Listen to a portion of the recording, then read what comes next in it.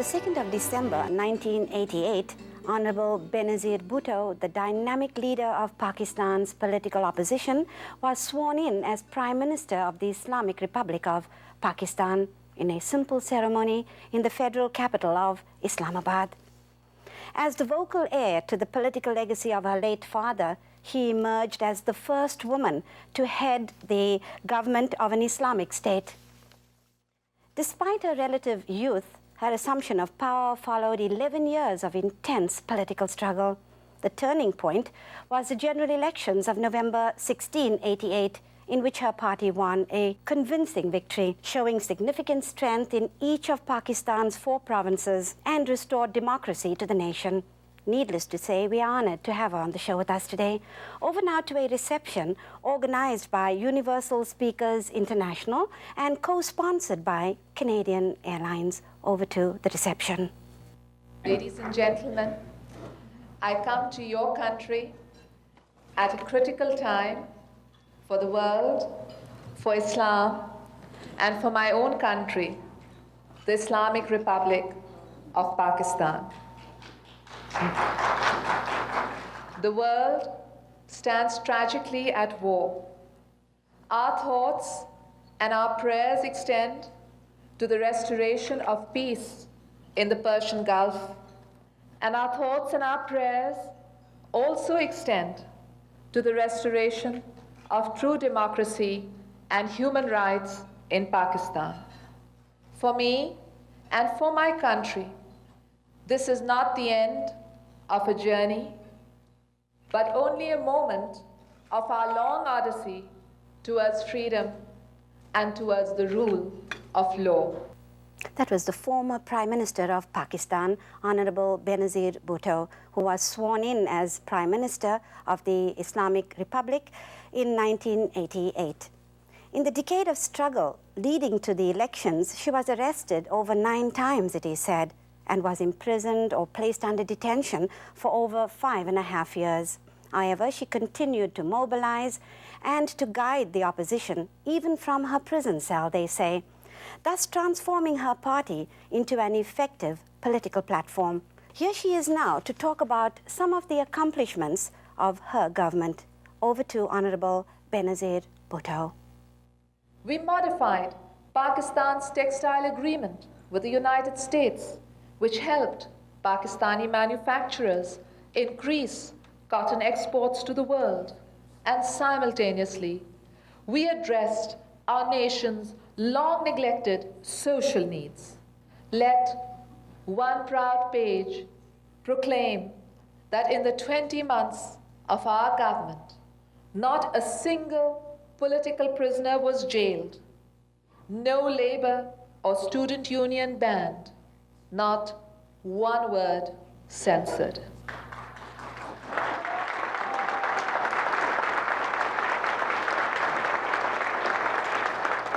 And let it be written that our government did everything possible within the constraints in which we worked to restore dignity to and end discrimination against women. I appointed 5 women to my cabinet and established a cabinet-level office for women's development.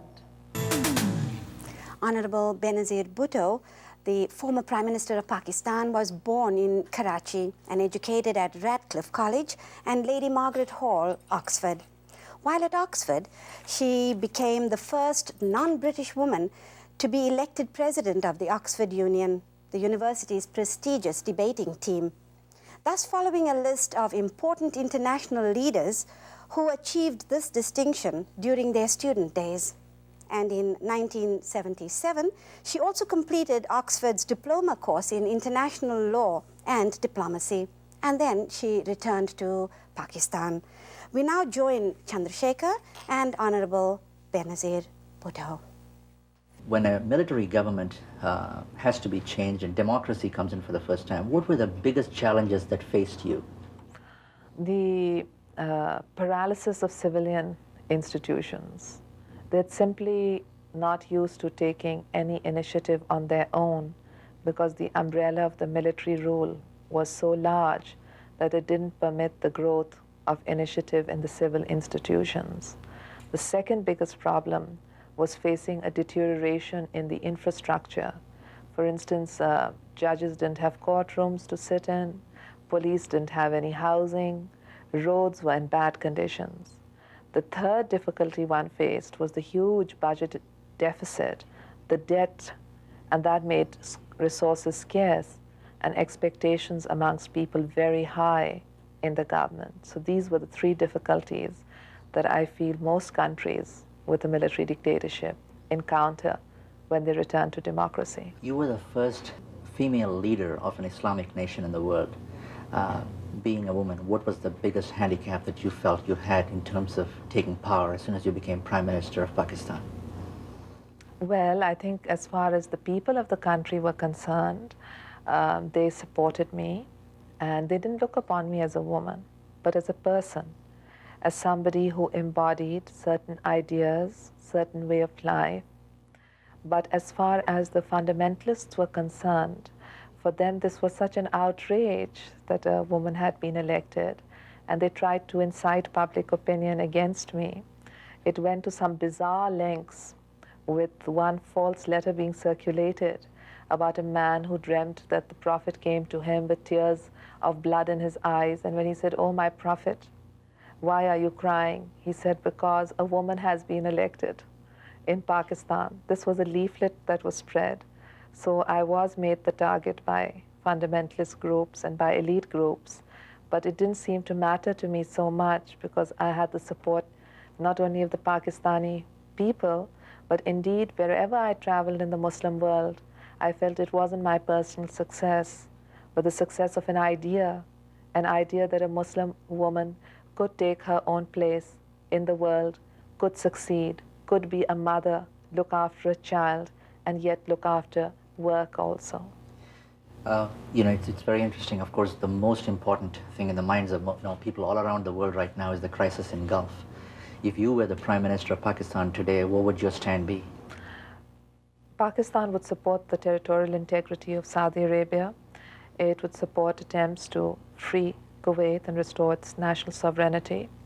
But if it doesn't sound too arrogant, I think if I was Prime Minister, certainly greater efforts would have been made by Pakistan in preventing a military conflict. And certainly I would have toured the Muslim countries and tried to get a Muslim solution to the Gulf crisis.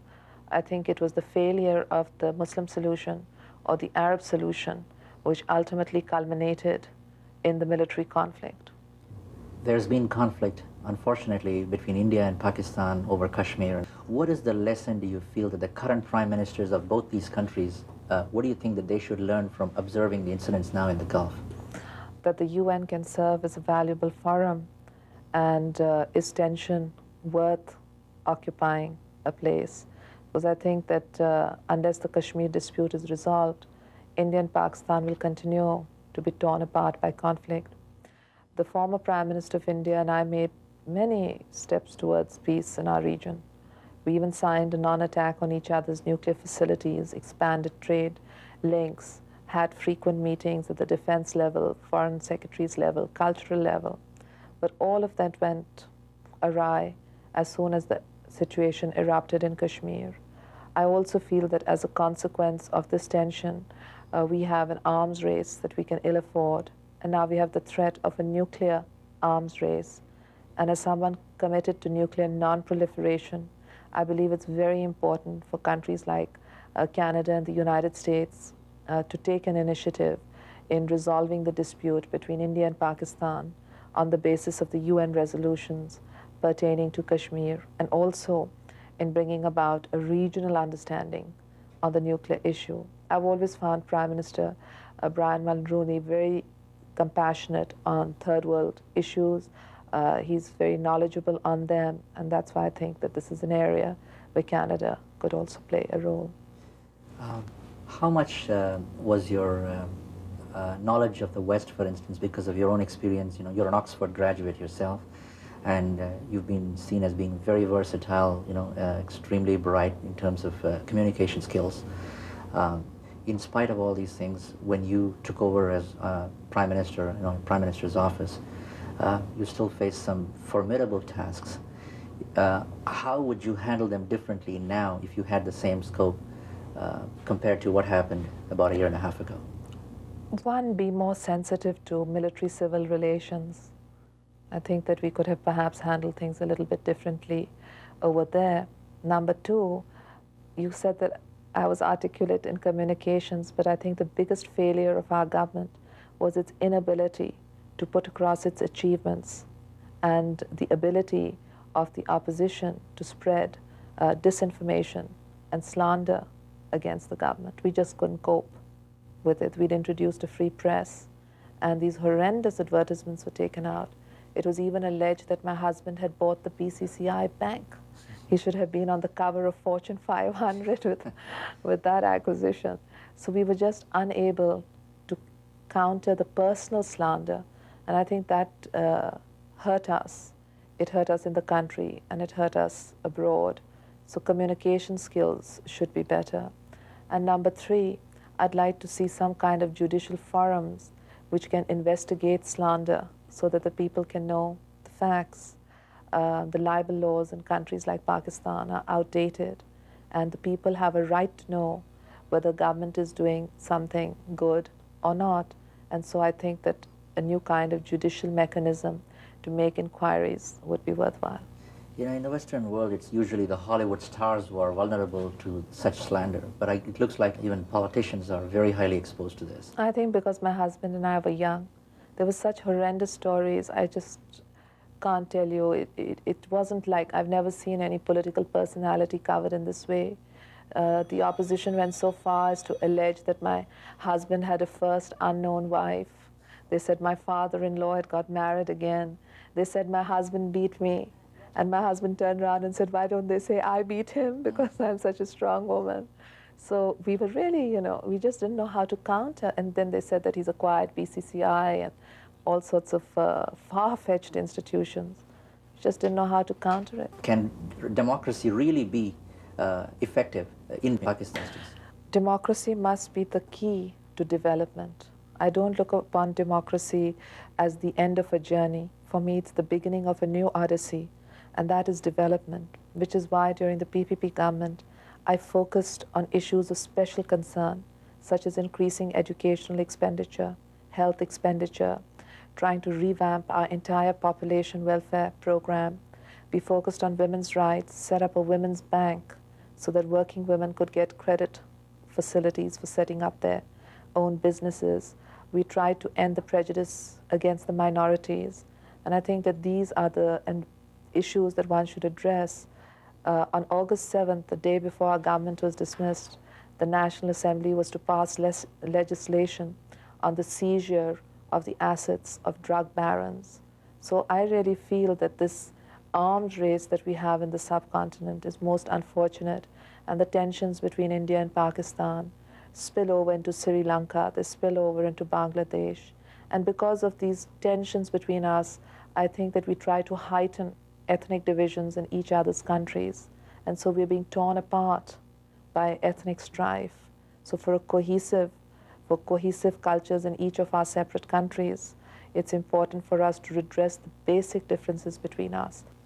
Under the existing circumstances, with the unfortunate situation in the Gulf, the war in the Middle East, and the problems in the Indian subcontinent, Pakistan, India, Bangladesh, and the strife in Sri Lanka, there's a vast South Asian Canadian community which is gelling well together in this part of the world.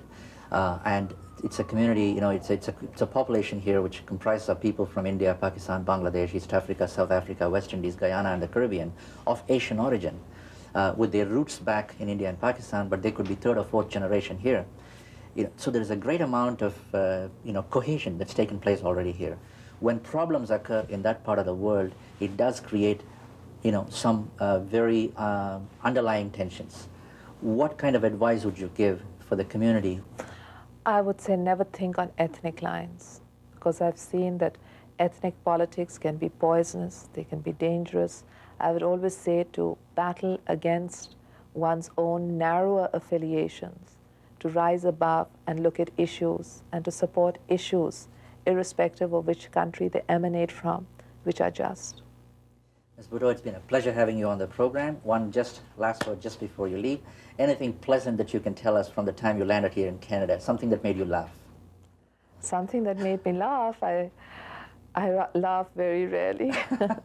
I've got a lot of problems back home with the victimization and facing the full force of the establishment. But coming to Canada, I've been received with such warmth by the people here, and indeed the consideration which the government and Prime Minister Mulroney have shown has been a source of deep encouragement to me. I love Canada. I wish I had more time to spend here. Our special compliments, by the way, to Universal Speakers for taking the initiative to bring a person of your caliber, and we are honored to have you here. Thank you so much. Pleasure.